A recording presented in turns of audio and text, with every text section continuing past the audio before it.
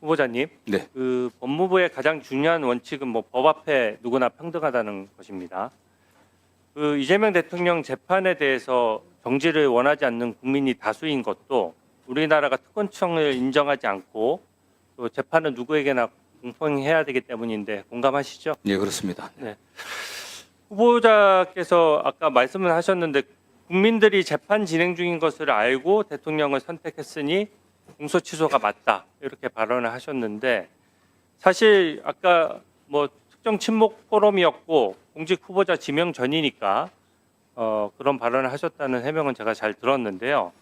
이 발언의 내용을 놓고 보면 결국은 선거를 통해서 재판의 결과를 좌지우지해야 된다는 어떤 발상이 들어가 있기 때문에 어느 정권이 들어서든지 간에 정권 관련된 사람들이 공소 취소되거나 할 수 있는 위험성이 있어서 법치주의에는 전혀 맞지 않는 발언이고 또 이게 잘못하면 인민재판처럼 될 수 있기 때문에 법치주의에 있어서는 좀 너무 낙후된 부분이라고 생각하는데 그 발언에 대해서 지금은 그런 생각을 가지고 있지 않습니까? 예, 조금 전에 제가 말씀드린 것처럼 공직 후보자로 지명되기 전에 일이었고, 그 당시 상황에서 헌법 84조 해석에 관련된 그 플로의 질문이 있어서 답변하는 과정에서 나와 있었는데, 정치적인 특정 정당에 소속된 정치인의 입장에서 주장 말씀드렸다고 이렇게 이해해 주시면 좋겠습니다. 그 당시 제가 어떤 뭐 법적 판단이라든가 이런 걸 가미한 이야기는 아니었습니다. 네.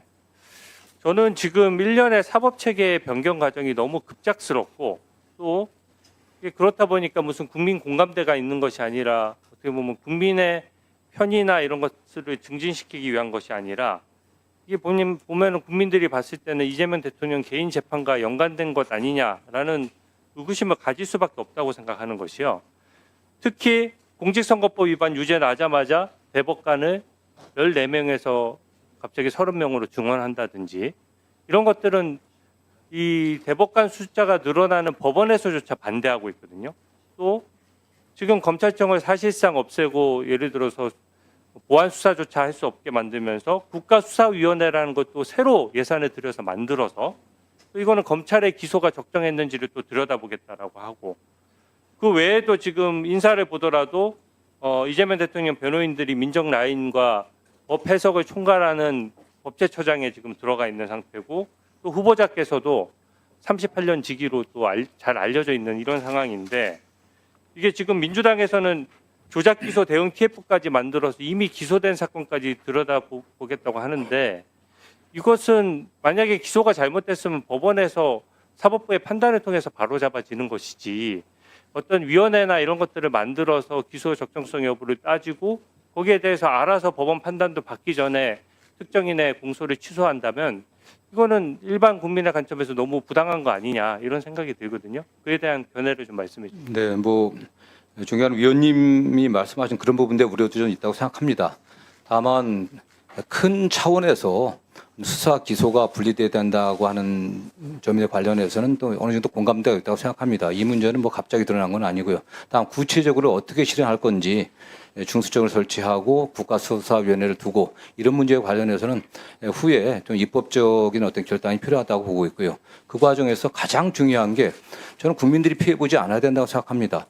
사실은 검찰에 대한 불신은 뭐 사건 건수로 따지면 잠깐만요. 네. 그 말씀하시기 전에 국민 피해 얘기가 나왔으니까 네. 문재인 정부 때도 이미 민주당 주도로 해서 검수완박이라고 해서 검경 수사권 조정도 있었고 공수처도 만들어졌잖아요.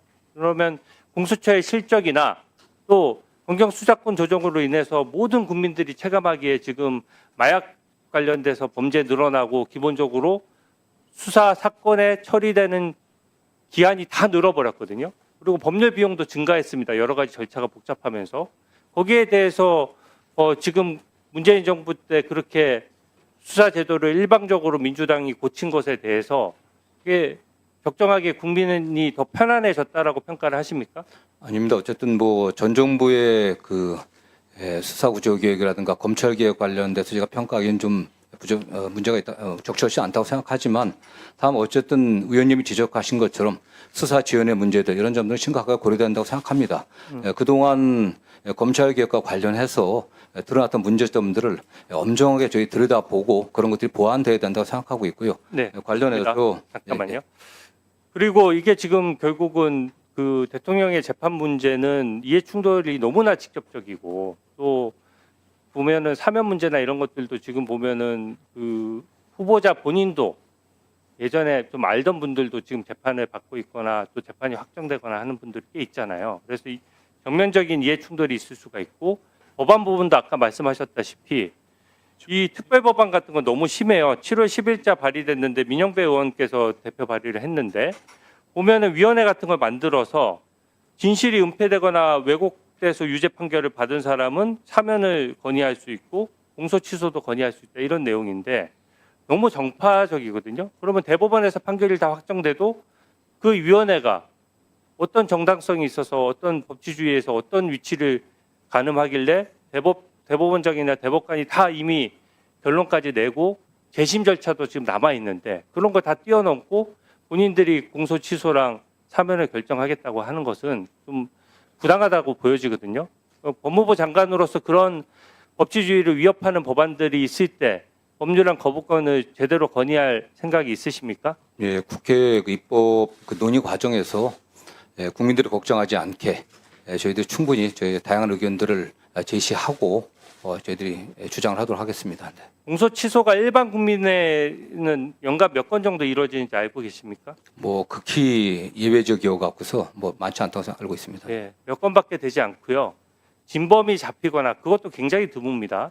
실질적으로는 뭔가 공소시효를 놓쳤거나 너무나 형식적으로 명백한 과오인 경우에 철회하고 나머지 공소권의 남용은 전부 다 일단 기소된 이상 공평한 재판을 받기 위해서 재판을 거쳐서 공소권 오남용에 대한 판단을 받거든요. 그 부분에 대해서는 법치주의의 핵심이기 때문에 공소 취소와 관련된 입법에 대해서 좀 제대로 견제를 하시기 바랍니다. 이제 염두에 두고 노력하겠습니다. 네.